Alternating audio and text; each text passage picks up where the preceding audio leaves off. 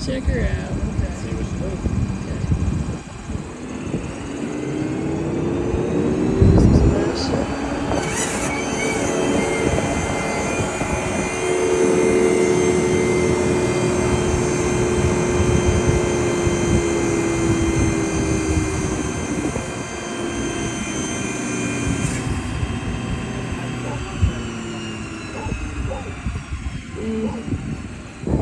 Wiring.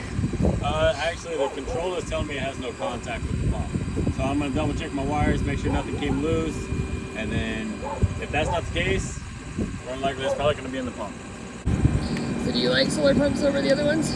I've actually been installing a lot of them. I've been installing more solar pumps than I have standard submersibles. Okay. It's just because everybody loves them and they're great to work with. Are they just like 6 gallon per minute rating or 10 gallon or whatever? So it depends on the tank. So basically the general rule is if you're above 500 feet, you can run with an 11. So you get 10, 11 gallons a minute at full power.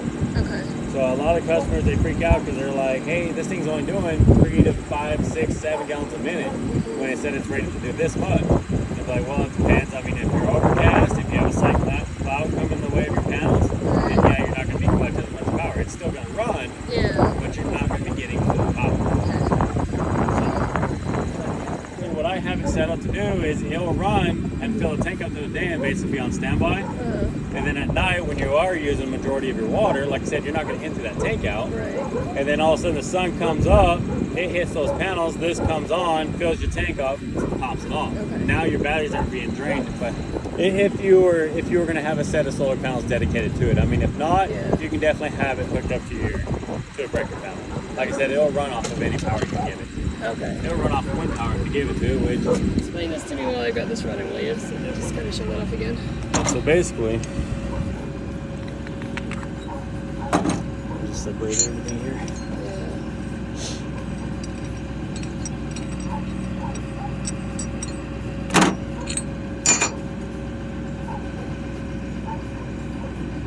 So basically what would happen is we would pull at least the top joint out because I got to switch it out to put that guy on. Okay. So basically what happens is we'll cut a hole in the casing. Okay, about 3 foot down or whatever. Yep. Okay. And then this guy will go through from the inside to the outside. Okay. So my hand would be the casing. Yeah.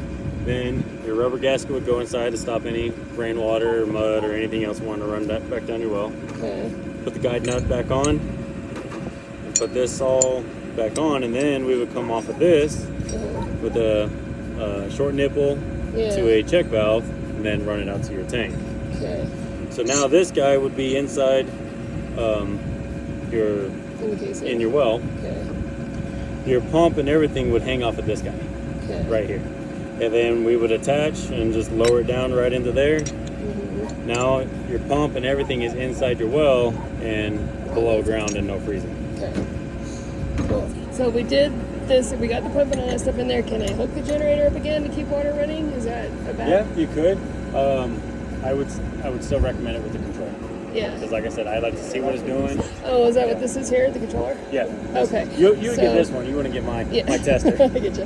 Is that controller included in the cost that he priced? So how much is that thing? Okay. Like I said, I don't recommend running them. You can do it, but if it was going to be like almost like a permanent kind of thing, then I wouldn't recommend it. No, it'd just be like in the meantime so we can get water to the garden and all that kind of crap. Yeah, I would still recommend the control, to be honest. I understand like the cost of price and everything. This is probably getting up there. We'll figure it out, But I would highly recommend, because in all honesty, I don't want this pump to fail again. Yeah, and then I have to come out. exactly. So right now, does that need to be hooked up with all the underground stuff we're talking about, or is that something you do? You can actually have this above ground. You can actually put it underneath the rock. Okay. You know, and just have like a little cord come out so you can just plug it into your generator. Okay. And do it that way. So we get the solar panel hooked up to it. So if we're doing this all at the same time, this is the solar wire. It's already, led over to that. Yep. Would that be something? That'd be better to do that, wouldn't it? Yeah, and then you just have your power wires straight into the bottom of it. Yeah. Straight into this guy. Yeah. And then you could have just a simple on and You off. wouldn't have any pump or generator involved at all. Yep. Okay. And then it would basically just run during the day until you turned it off, or you had something to tell it to turn off, like a float or something like that. Yeah. Okay. There was You're a not sink using aside. this pump for pressure, are you? No, we're just using it to get tanks full right now. That's Okay. all we're doing. So you haven't shut that hydrant off or anything like that while the pump is still running, have you? No. Okay, good. No, we Good. always shut the breaker on the pump first and then the generator. Okay, good. Yeah. Good. Yeah, because you can actually do what's called a deadhead. Yeah. Yeah. And if you had this running and it was going straight to that hydrant, Yeah. and you shut that hydrant off, Oh yeah, no, it's a big freaking thing. it will blow. Yeah. It will blow the internals of that pump, Yeah. and it automatically avoids the warranty. So they're not designed for pressure. Yeah. I mean, they're designed for a little bit of head pressure and Yeah. everything to push water as far as they are, but they're not designed for pressure by any means. So even if you took the hose and just kinked it, Yeah. so the bearings inside or the gaskets inside are actually rubber. Yeah. So I mean, if you kinked it and it just built up just enough pressure fast enough, it'll Yeah. blow it, and then you're done. How does it work with the warranty though? How would it fail without having something stupid happen? Just So basically, I don't know how long the warranty is, Yeah. but say like if it did this right here and gave me an F3, like the windings inside the pump just failed, yeah. as long as it's within the time frame, Yeah. basically you would just pay for my time here. Okay. So the F3 is the code you got, and that means something inside Yeah, it. so F3 stands for no contact with the pump. So basically, it's either a loose wire, which we double checked, we even put the new control on, Yeah.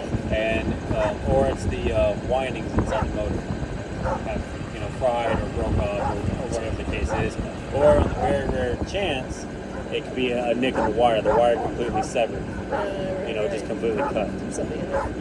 Okay. So lifespan of a pump is usually more than 5 years, though, right? It's about 10 to 12. It usually depends on what goes through them. So if you got a lot of sand settlement, any kind of minerals going through it like that, Yeah. then you're gonna wear the pump out faster. Okay. But So you should get a lot more than 5 years out. yeah, that's what I'm saying. So there's 220. What's the deal with that then? You burn up the 110 and they put a 220 in. So what does that mean? So the pump, like I said, runs off any power. It's Yeah. not 220 is the max it will take Okay. on grid power. Solar, it will take 300 volts Okay. as the max. So is So I there, mean, it's self-regulating. So if the control senses too much power, it'll Yeah. shut it down. okay. It'll say, hey, no, this is way too much. And then if there's just not enough, it simply just shuts itself down and says, hey, I don't have enough power. So Okay. your display can light up, but your pump won't light up. Okay. So your display will just say, hey, I got enough power just to power up and just say, hey, I'm on, Yeah. but my pump's not running. Right. And then I get a lot of customers who freak out because so when your storage tank is full and everything and your float's down at hey, don't run, or you're starting to get to the end of your day, it's starting to power off and everything, you'll have zeros come across this. Right. And I get a lot of customers that freak out and say, hey, I have no power going to the pump. This is not how much power you're collecting from your panels. This Okay. is how much power you're sending to your pump. Okay. So if it's on standby and waiting and everything, or it's powering down, it's not going to send power to your pump. Okay. Makes sense. Okay. So the quote you gave me, is that for 110 or 220? It doesn't matter. What's They're the same thing. They're the same The pump thing. is, Okay. like I said, the pump runs off of any power. Okay. So it's not. So separate. if it was a standardized submersible, Yeah. then yes, it would be 230 or 120. Yeah. Okay. So it'd be either or. But since it's solar, Yeah. it doesn't matter. Okay. You're getting the power, whatever power you give it, it will run.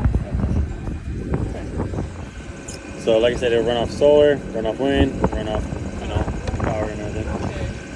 So you can see here, so solar, it needs a minimum of 30 volts Okay. and a maximum of 300. Okay. On grid, your AC needs a minimum of 90 to a maximum of 240. Okay. And like I said, if it's too much and everything, it will sense it and shut it down. So you actually have built-in safety features here. Oh, okay. So like your pump won't have it, Yeah, but the this control one does. Okay. So over voltage, over temp, no contact, overload, control indicator, and max. Okay. And there's no problem with running it all day long. Nope. Like I said, I have customers who seriously overfill their tanks on purpose and have them run down to a pump. So that doesn't hurt at all.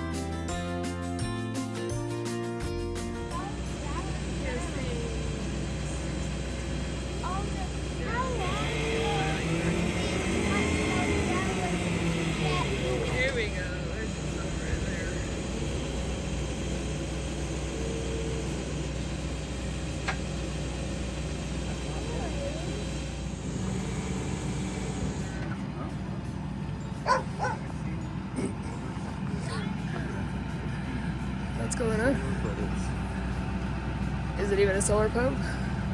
Doesn't look like one. The but- motor definitely isn't.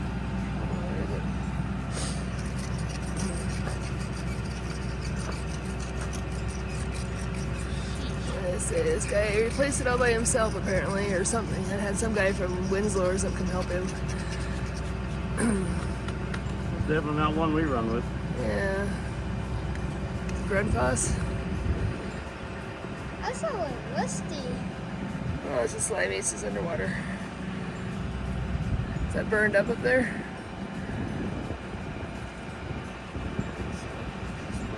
Yeah, it's a 230 volt.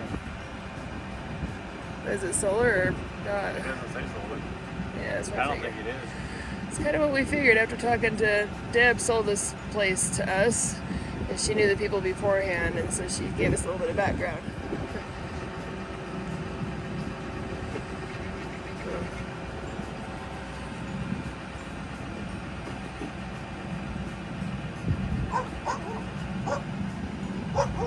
Stay out of the way, kiddos.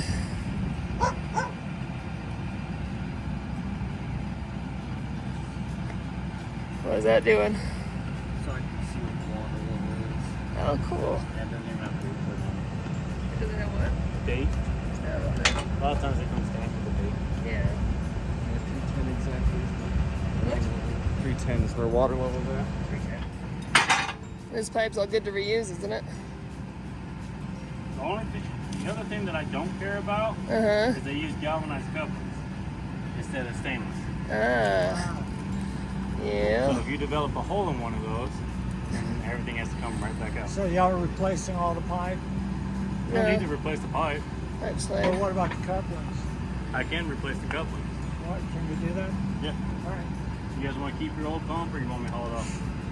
What can we do with it? Good paperweight. My desk isn't that big. a garden decoration or something, right?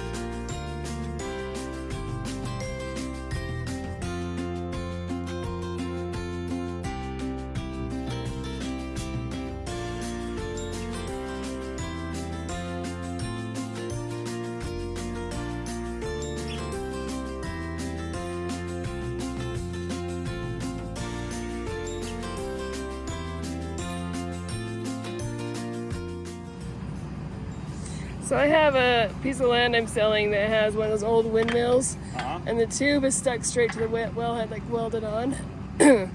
And I know the well was dug to 100 feet in 1930. So I'm like, once I sell that, you guys have to come in and you just cut it off and pull the windmill down, and then have to deal with it, right? Yeah, we actually don't save windmills anymore. Yeah, We just cut them out unless the customer just truly wants them. yeah. I don't think it'd be We'll go and repair them and things like- like that. But yeah, yard art. they Yeah, don't last very long, and the only time they work is when there's wind. yeah. It was one of those old ones, from the 30s. So So we're actually every time we come across a windmill, we're pretty much cutting it down. that's cool. You'd have to on this one. It's welded in. So, but if the well is only 100 feet deep, the neighbors are hitting it like 112, 115. But of course, you want it deeper than that. Would you be able to keep drilling if there's a casing in there already? Depends on the casing size. Uh huh. So if it's anything smaller than 5 inch, then no. Okay. I'm thinking it's around the same size this one is. So Yeah, then probably not. why not? Okay. Is this a 5 inch? Looks like it. Oh, I thought it was a 6. Okay. 5. So Deb down there at the Dome House said they put an 8-inch casing in her new one. Is that just because you're out of 5-inch pipe or 6-inch pipe?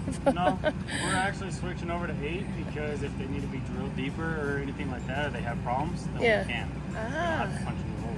nice. Okay.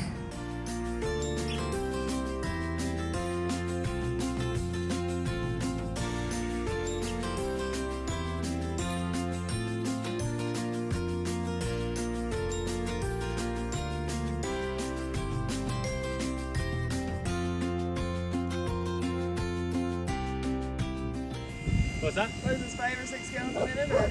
No, it should be doing about 11. 11? 11 to 10. And At full power, it will give you Yeah, 11 ours will to 10. be, yeah. So if you gave it 115 power, then it cuts it in half, and you're Yeah. not going to get, 10 gallons